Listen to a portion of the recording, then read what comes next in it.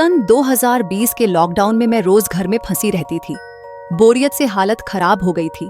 ऐसे ही time pass करने के लिए मैंने अपने आईपैड पर डरावनी चीजें देखना शुरू किया। जितना देखती उतना ज्यादा मजा आने लगता। खासकर एक वीडियो था स्पिरिट ट्रांसफरिंग एक्यूपंक्चर। इतनी डरावनी थी कि मैं उसी वक्त उसकी दीवानी हो गई। तभी मेरे मन में आया, क्यों ना मैं भी ट्राई करूं ये स्पिरिट ट्रांसफरिंग वर्जन। मैंने पापा से कहा कि मुझे भी चाहिए। पापा ने साफ मना कर दिया। बोले, बेटा ये सब चीजें बहुत ही ईविल होती हैं और बहुत महंगी भी। इन सब के बारे में सोचना भी मत। उस वक्त मुझे बहुत बुरा लगा। सच में दिल से बहुत चाह रही थी कि किसी भी तरह वो चीज मिल जाए। फिर याद आया, कई बार तो गेम्स ऐप स्टोर में भी मिल जाते हैं, तो मैंने सोचा आईपैड पर डाउनलोड करती हूँ। बड़ी स्क्रीन पर खेलने का मजा ही कुछ और होता है। जैसे ही ऐप डाउनलोड हुआ मैंने तुरंत खोल लिया। अंदर कई इंस्ट्रक्शंस थी। आत्मा से कैसे बात करनी है, कैसे रिस्पेक्ट दिखानी है, क्या पूछना है, नाम, उम्र, कहाँ से हो, वगैरह वगैरह। मैंने सब कुछ वैसे ही पूछना शुरू कर दिया। लेकिन मेरी क्यूरियोसिटी इतनी बढ़ गई थी कि मैंने पूछ लिया, क्या तुम मुझे मार दोगे?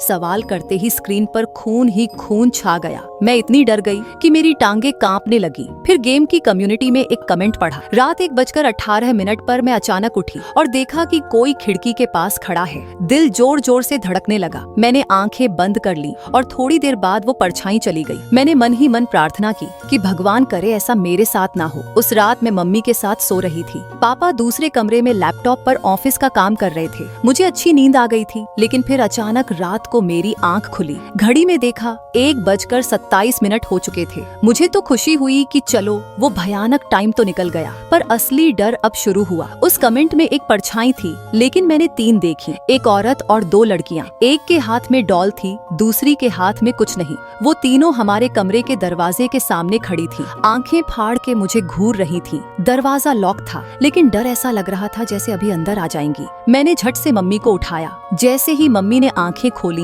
वो तीनों गायब हो गईं। मम्मी ने पूछा, क्या हुआ? और मैंने डर के मारे झूठ बोल दिया, कुछ नहीं मम्मी, एक कॉकरोच दिखा था, अब चला गया है। मम्मी थोड़ी कंफ्यूज हुई, लेकिन फिर सो गई। मैं तो पूरी रात जागती रही। सुबह उठी, सबसे पहले वो ऐप डिलीट कर दिया। ब्रश करने गई और जैसे ही शीशे में देखा, मेरे गाल पर एक बड़ा सा खरोंच था। उस दिन के बाद मैंने कभी भी कोई हॉरर गेम खेलने की हिम्मत नहीं की।